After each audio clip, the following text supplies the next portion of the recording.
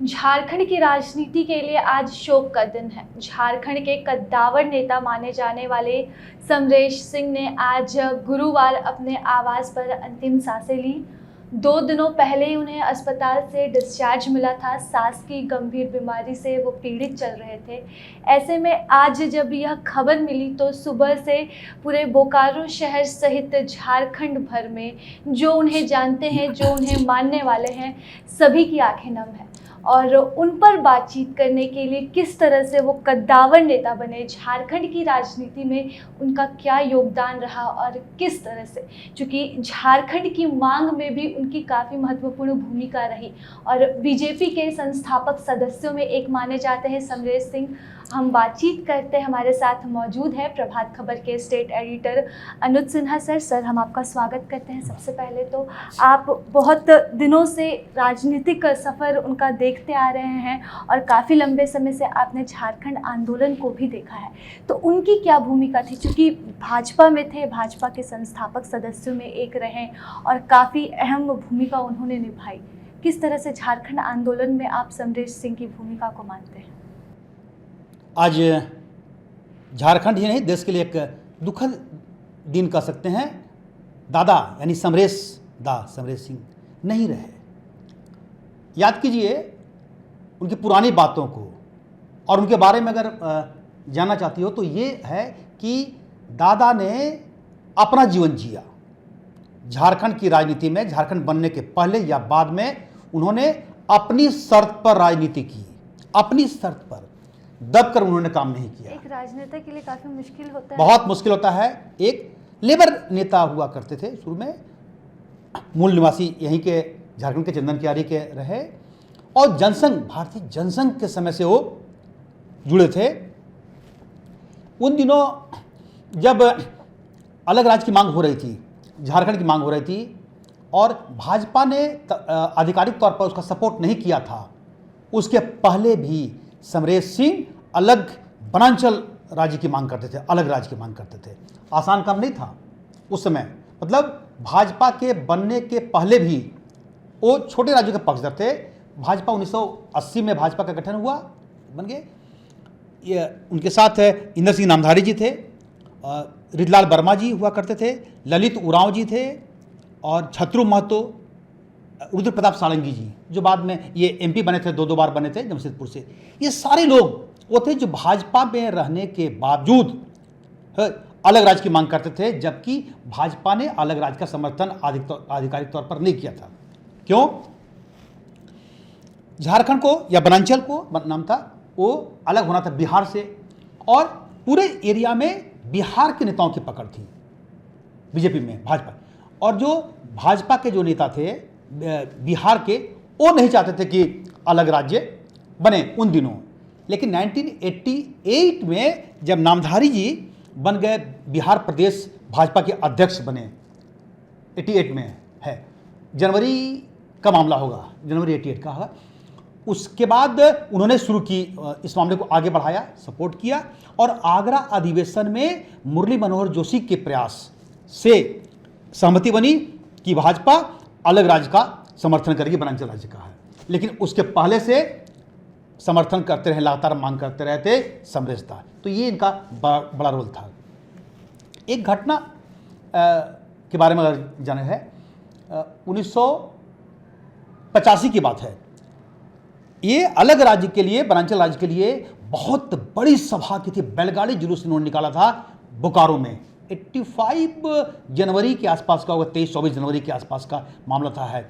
उसमें जगदीश माथुर ने भाग लिया था, बीजेपी के बड़े नेता थे जो बाद में, जो उन दिनों या उसके आसपास में बने थे, राजस्थान के मुख्यमंत्री भी बने थे हैं। तो बड़ा कार्यक्रम हुआ था जिसको लोग अभी भी याद करते हैं, बैलगाड़ी जुलूस का था। बैलगाड़ी जुलूस उस वक्त की बात है। हाँ, जब आपने रामधारी सिंह का यहाँ पर जिक्र किया, वो दोनों साथ में थे, भाजपा में थे।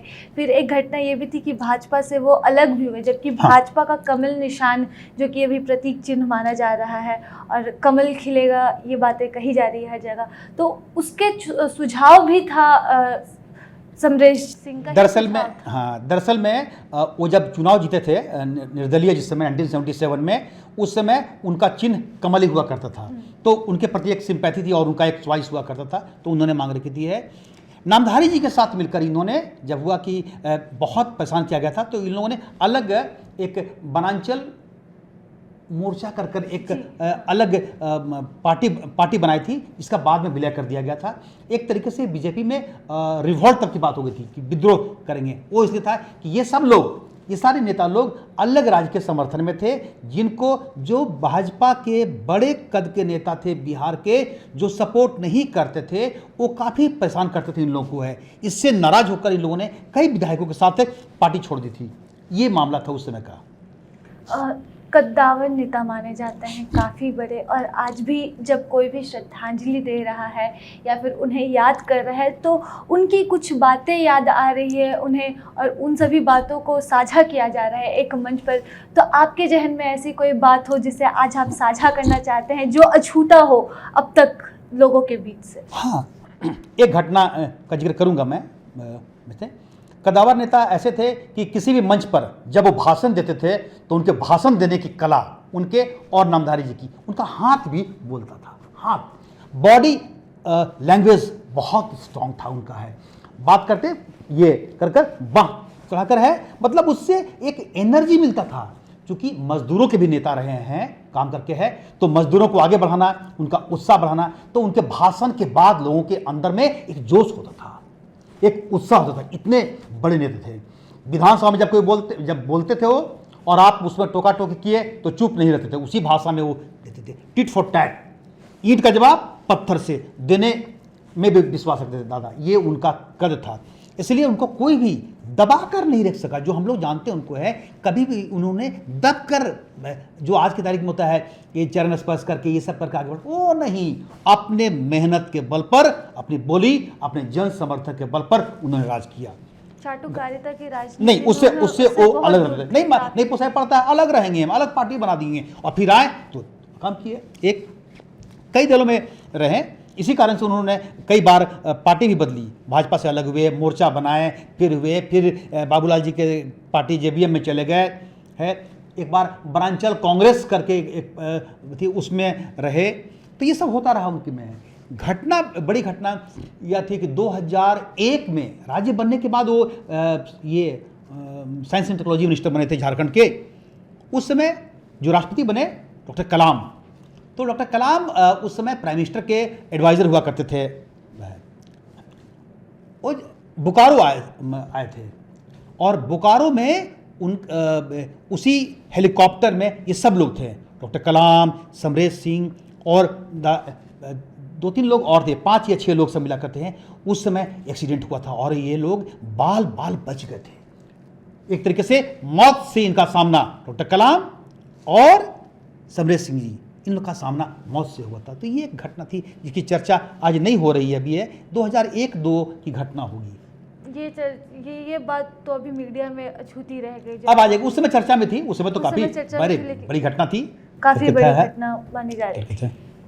तो ये कद्दावर नेता, प्यार से उन्हें लोग दादा भी कहते थे। मजदूरों से उन्होंने शुरुआत की थी, मजदूर यूनियन से, अपने विधायक के बाद भी, विधायक रहने के बाद भी वो मजदूरों के लिए लड़ते रहे, चाहे बोकारो हो, जमशेदपुर हो, जाकर वो वहाँ पर वो लड़ते रहे। ऐसा कुछ किस्सा आपको याद हो मजदूरों के समर्थन में वो जब खड़े हुए हों, जिसमें उन्होंने खूब आवाज़ उठाई हो और सफल आंदोलन रहा हो? नहीं, उनका हर आंदोलन लगभग सफल रहा था, कोई एक बात नहीं है। जब बड़े इशूज होते थे, खासतौर पर वो बोकारो के आसपास तो उनकी पॉलिटिक्स वो करते ही थे, नेता थे।